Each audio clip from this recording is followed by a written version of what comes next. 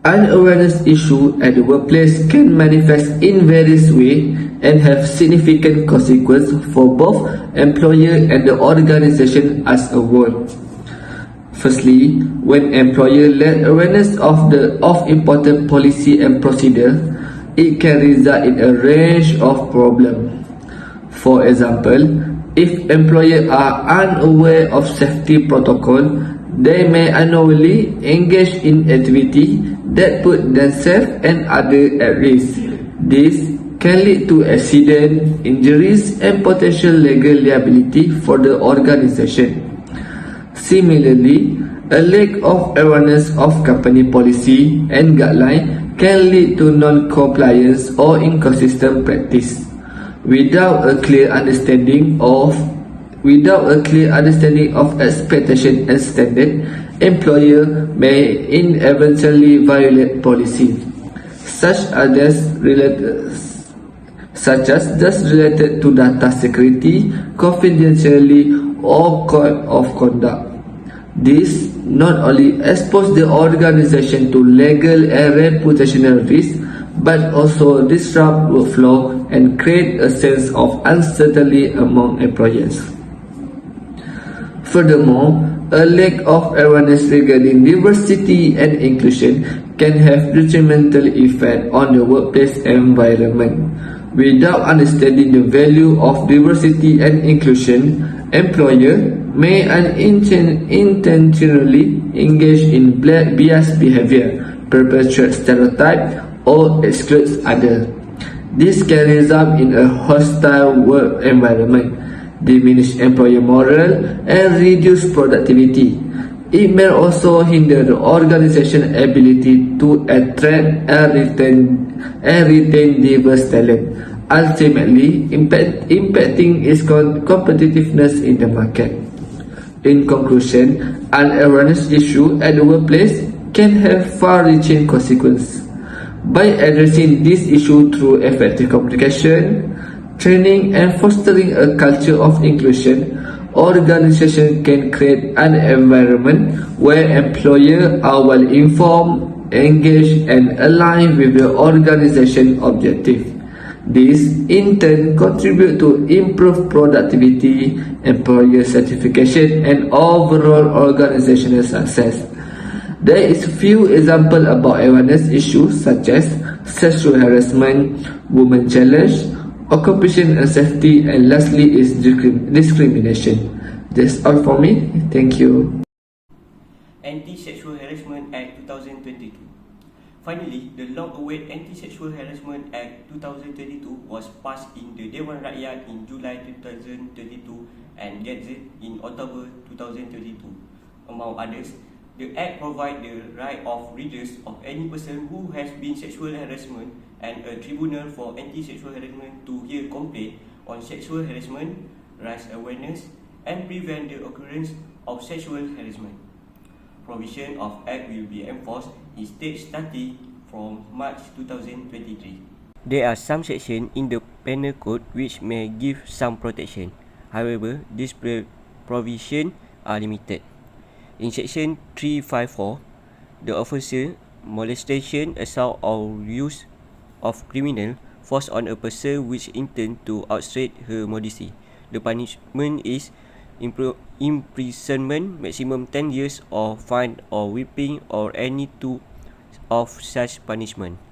In Section 355, the offences assault or use of criminal force which intend to dishonour a person otherwise than on grave provocation. The punishment is imprisonment maximum 2 years or fine or both. In Section 377D, the offences outranges on decency. The punishment is imprisonment maximum 2 years. And the last one in Section 509, the offences word or gesture intend to insult the modesty of any person. The punishment is imprisonment maximum 5 years or fine or both. Employment Act 1955. In 2012, sexual harassment was included under Part Act VA Employment Act 1955. The definition of sexual harassment was given under two sections. It defines sexual harassment as any unwanted conduct of sexual nature, whether verbal, non-verbal, visual, gesture or physical, direct at a person which is offensive or humiliating or is threat to his well-being, arising out of any cause of his employment. This is only limited to workplace sexual harassment. So let's see the example of sexual harassment in workplace. Barang baik, Mat. Gimana, Pak, Mat? Mat. Kau tiga. Kau tak nak try ke? Kalau kau tak try, aku try. Coba, try lah, Mat. Try. Oh. Lawa tu. Mantap, weh.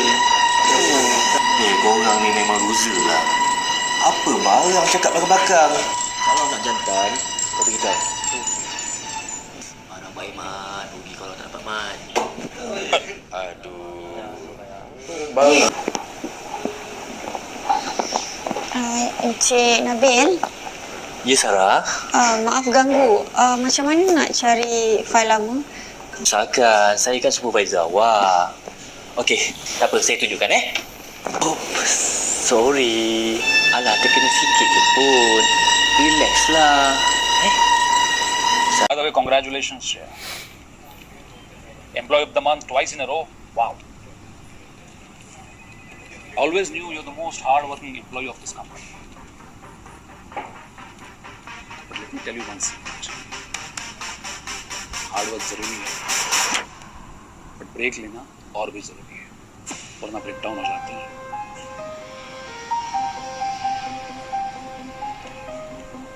See you in the office. Break लेना है तो बताना होगा.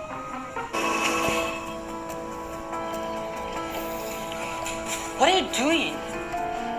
I'm preparing a present for you. Let me go. What do you think you're doing? Listen to me. I just need to take your measurements. Besides, our general manager, our future general manager, needs to dress accordingly. Get off me. Wait. So I'm going to be a general manager? Unbelievable. Do you think I'm ready for it? I've been working so hard for it. Well, depending on your figure, you've been working out as well. So we need to arrange the restructuring. Also, we need to announce that we open the position so others know. Kathy. Shh. Listen to me. Our company is growing very fast. Profits. They're huge. So we need to get this done very, very quickly. Unless, of course, you don't want my present. What present? I can't tell you yet. It's a surprise. But you will know soon.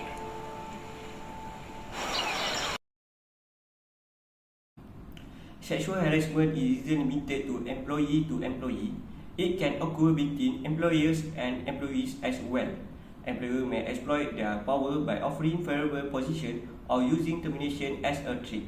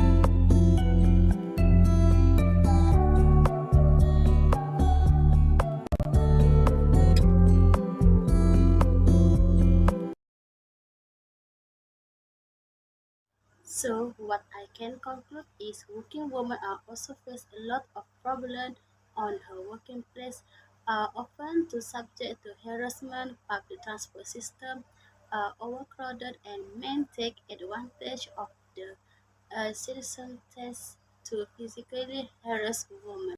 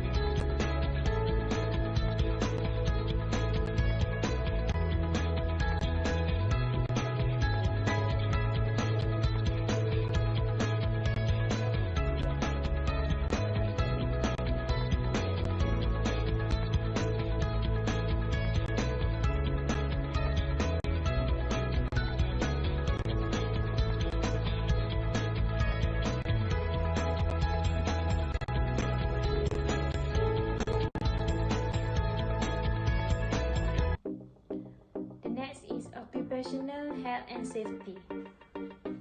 Okay, what is occupational health and safety? Occupational health and safety is a state of complete physical, mental, and social well-being of worker, and not merely the absence of disease of infirmity. It involves the promotion and maintenance of the highest degree of physical, mental, and social well-being of worker in all occupations. The protection of worker in their employment from risks resulting from factors adverse to health. The placing and maintenance of worker in an occupational environment adapted to physical and mental needs. The next is occupational health and safety management. Health and safety management involve taking practical steps or measures to ensure that employees are free from all forms of injuries and dangers to their health at the workplace. It involves implementing precautions that prevent or protect workers from injuries or dangers to their safety and health. The management of employees' health is a dual responsibility between employees and employers. Next, I will continue with the safety and health hazard. We have two safety and health hazard. First, safety hazard. Safety hazard are those aspects of the work environment that have potential to cause immediate and very violent harm to the individual. Anything that can cause death or cause an individual to lose part of his body is a safety hazard. For example, like machinery, equipment, acidic and highly flammable substance. Next, for health hazard. Health hazard are those aspects of the work environment that have the potential to cause harm to the individual slowly and cumulatively. This hazard can take years before the effects are noticed. For example, like poisonous gases, long hours of work, high temperature, and heavy workload.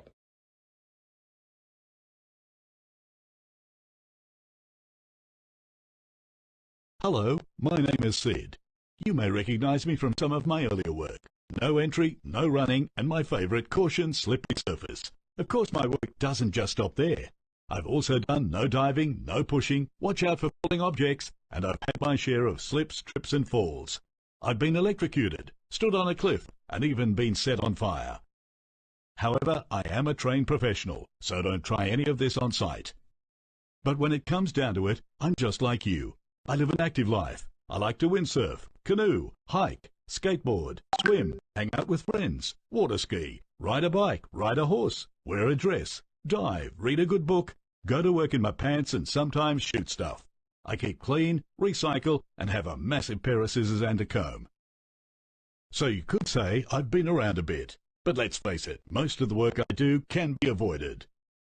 Like wearing a harness at heights in case you fall. Be aware of your environment. Stay away from obvious hazards, and don't stand underneath or in between big things that can squish you. In our line of work, we all need to put a little bit of thought into safety when we're designing a project. For example, wouldn't it be better if the safety switch wasn't located behind two giant fans at the base of an electrical shaft? Or if there was a way of working at heights, without actually working at heights? Maybe we could make some of the big stuff somewhere else and just bring it in when we needed to, and then just put it together on site. If only we could travel into the future to see how design decisions made today can have an impact on tomorrow. When this office was designed and built, a certain type of carpet was used in the fit-out. Unfortunately, everyone blamed Mr. Plumpton's love of experimental cooking, particularly his sprout and camembert pie, for the nausea and obnoxious gases that were making everyone sick. The real culprit was actually the carpet, off-gassing, slowly releasing toxic fumes. Getting rid of Mr. Plumpton didn't really help. And who would have thought that when Sam here was digging a trench, because it wasn't properly shored, he was actually digging his own grave? But that's not all. Even some of the simplest design decisions can have huge implications. When this hospital was finished, the height of the light fittings and the need for extra bed space meant that the only way to change a simple light bulb was by trampoline. Even something simple, like opening a window, can be a potential hazard when not considered properly. If we journey further into the future, we can see how mankind has evolved to adapt to deal with these hazards. For example, the problem of falling objects, and indeed falling people, will be a thing of the past. And that those hard-to-reach places will no longer be considered hard to reach, but more a test of skill and flexibility. But problems seldom go away. They're just replaced by new ones. The reality is, we don't have a time machine, and it's unlikely we will change into flying rubber people. But the WHS laws around the country have changed. We now have a responsibility to remove hazards through the design process. At Lang O'Rourke, we want to lead the way in smarter thinking and safer design in the life cycle of our projects, construction, design maintenance, operations and demolition. The smarter we are, the safer we become, which means more construction off-site, less working at height or in confined spaces, fewer accidents now and in the future, shorter delivery times and happier clients. So please, think about the decisions you make today and the impact they'll have tomorrow. See you around and stay safe.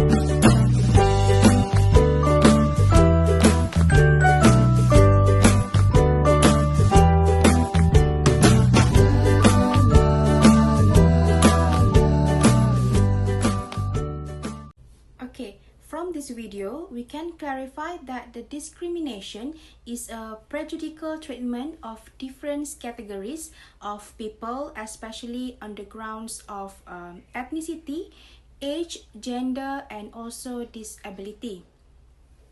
Okay, first I will explain about the discrimination at work of ethnicity.